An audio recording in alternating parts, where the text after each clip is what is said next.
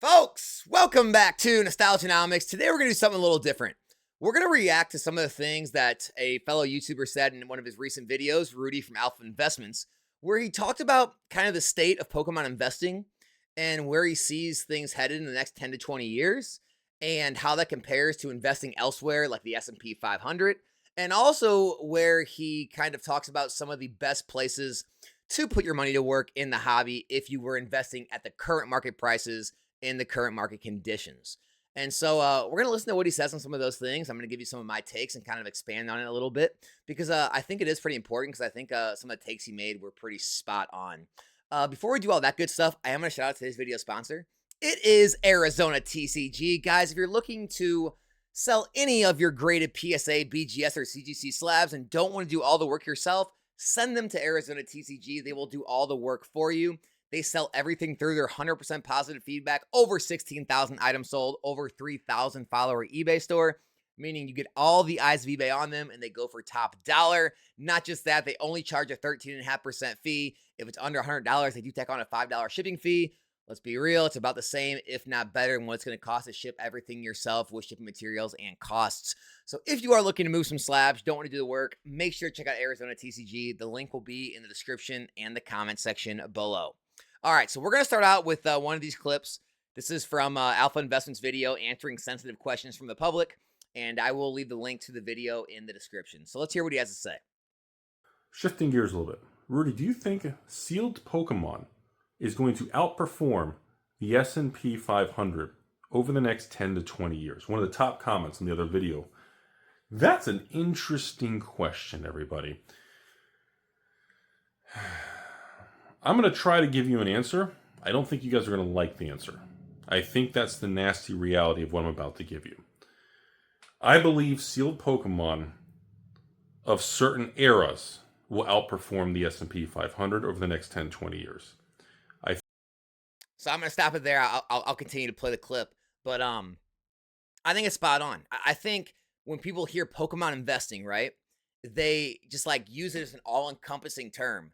But there's so many different things you can put your money into, right? There's modern product, there's vintage product, there's mid-era, there is English, there's Japanese, there's singles, there's slabs, there's sealed product. There's tons of different sealed products. There's tons of different singles.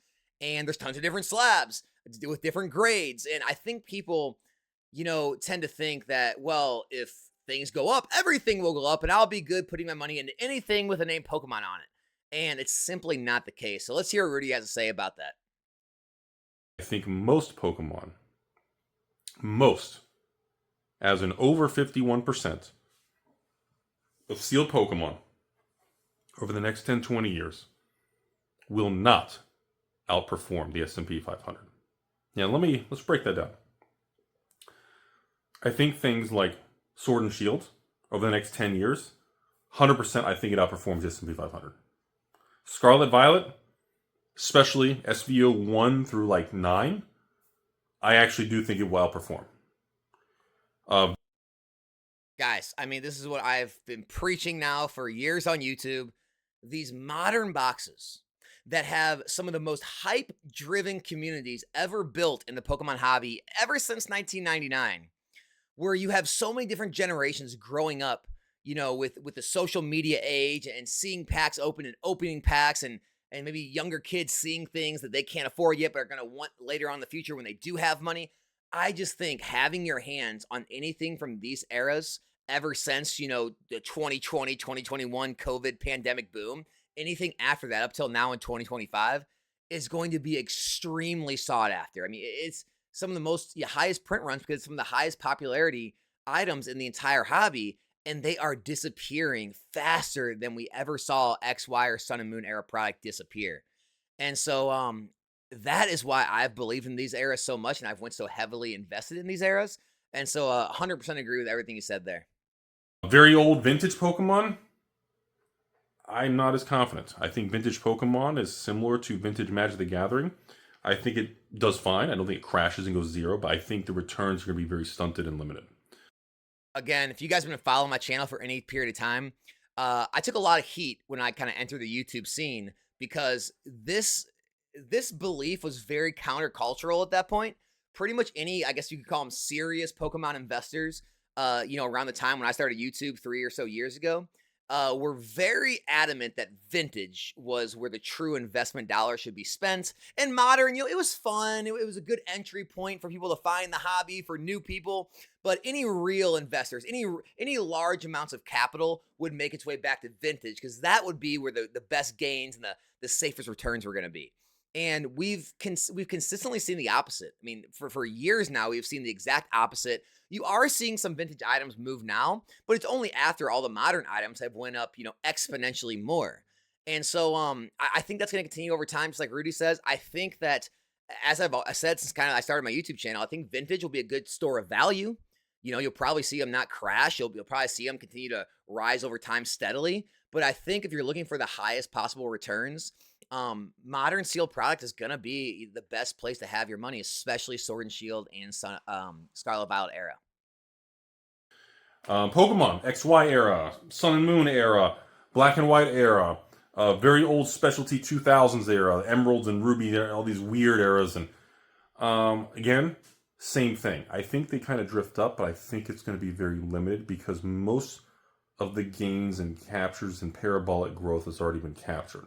I think moving forward, most of these rare, certain subcategory, unique niche markets are going to be more of the maybe about the 5% annual return.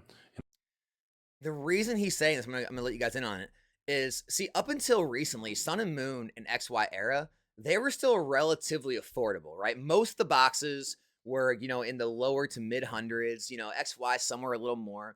But now the fact that all XY, Sun and Moon have all had major jumps, now they're almost all in the mid to high hundreds, if not thousands or multiple thousands.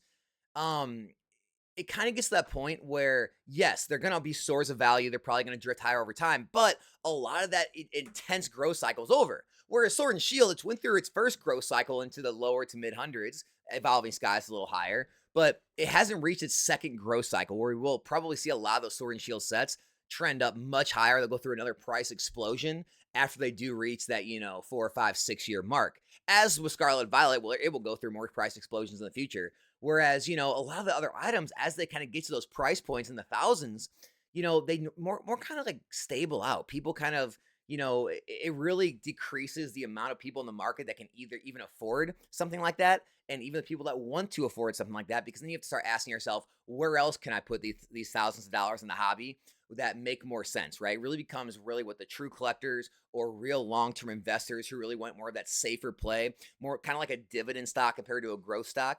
A lot of those items have made it through kind of their growth phase, their intense growth phase. And they're going to be more of just like the steady, store of value and, more stable type of investment. And so I think that's why Rudy's saying that. And that's what I 100% believe as well.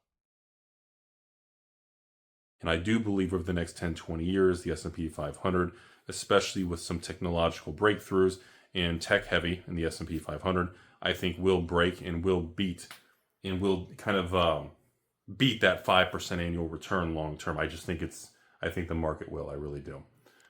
So that's the first clip I wanted to kind of show you guys, is that, definitely there's still opportunity, but it's not throw your money at anything that says Pokemon and you're going to be all right, which I think is kind of preached too often in the Pokemon investing space. People will show almost anything these days. They'll show almost any card, any slab, any sealed product, any era, and they'll just, kind of make a case on why it's going to go up. Whereas, honestly, the long and short of it, the uncomfortable truth is most of it likely will not at a good enough rate to make sense to put your money there instead of somewhere else. So let's go to the second clip where he talks about some of the best things to buy in the market right now. Same advice I'm going to give you guys before. If you want my advice, genuine Rudy pump and dump your face. Right now, Pokemon, go backwards. Leave Surging Sparks alone. Leave Journey Together alone.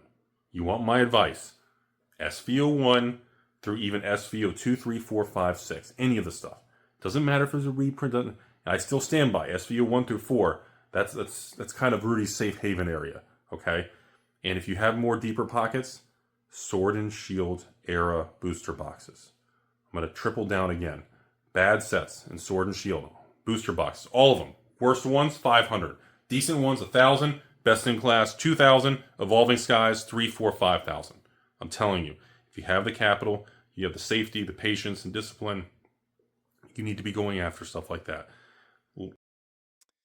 And so basically what I want to kind of add on to that is he's absolutely right, because right now we have boxes coming out of the gate too high to really know if the returns are going to be substantial enough in the same time frames to make sense to move into items and still outproduce gains you can get in other places. Because obviously everyone knows collectibles are more risky than an index fund or a mutual fund. And so for taking on more risk, you want higher possibilities of reward. And, with Deaths and Rivals come out of the gate 300 plus, it looks like. To double your money, it's going to need to get to $600 in the next 5, 6, 7 years, or you might as well just throw it in the S&P index, right? And so, a lot of things can happen after release. The market can cool down. We can get, reprints come. Maybe Deaths and Rivals is $300 a box at release, and after everything's said and done, it's $300 a box in 3 years, and then maybe it only trickles up to 4 or 500, and you really would have been better off just putting an S&P index, not having to go through all the storing the product, buying, selling, shipping, the fees, all that crazy stuff. And so that's one thing I think, he hits the nail on the head with a lot of these newer products like the Journey Together, the Surging Sparks. The price out of the gate, and the price right now seems to be very, very high to kind of start out your investment, especially with newer sets. Whereas back in the day, buying a box at $100, $120, your upside potential was a lot greater than your downside risk. And also the time frame to actually outproduce standard regular investment gains was a lot more likely than I would say it is now. And so anything early Scarlet Violet, much less risk of getting reprinted. Sword and Shield, no risk of getting reprinted at this point, and still very great pickups even at the price points they're at, because again, they haven't went through that really intense growth cycle that we just saw Sun and Moon and XY go through. Sword and Shield hasn't gone through that. Scarlet Violet has probably a couple of growth cycles to go through still before it really starts to level out. And so that's kind of the clips I wanted to show, guys, is that, listen, I know there's a ton of noise out there right now, but you always want to look at what the big money's thinking. Like Rudy's got probably some of the most money invested into any of these TCGs out of anyone out there, right? And he's also has tons of money invested into vintage, right? Vintage Magic, vintage Pokemon. Maybe not as much vintage Pokemon, but definitely vintage Magic. And even he, as someone who holds large amounts of it, because that's always been my criticism of people who really talk up vintage, is usually it's people who hold large amounts of their investment in vintage, and it makes sense why they're trying to talk it up. Rudy, as someone who has a large amount of money in vintage Magic, has most recently in multiple videos said it's probably not going to do much. It's probably not the best place to put your money. You should probably focus on modern. That is where he sees the large majority of the gains coming from in both Magic and Pokemon in the next 10 to 20 years. I feel the exact same way. If you had asked me, I would say if you're looking to put your money anywhere in this hobby in terms of looking for financial gain, not collecting, not any of that stuff, I still believe it's modern Pokemon. I still believe it's Sword and Shield era, it's Scarlet Violet era. Those are where the most opportunities still lie. So hopefully you guys enjoyed this kind of video. I just wanted to kind of show what some other people, someone else out there is saying about it, to kind of give you guys some more perspectives. And, if you don't watch other people and you watch mostly me, that gives you a good idea of some other people with large amounts of money invested and where, their eyes are looking and where their money and their thoughts are at. So that's all I got today, guys. Hope you enjoyed the video. I'll be back in a new one soon. I'm out.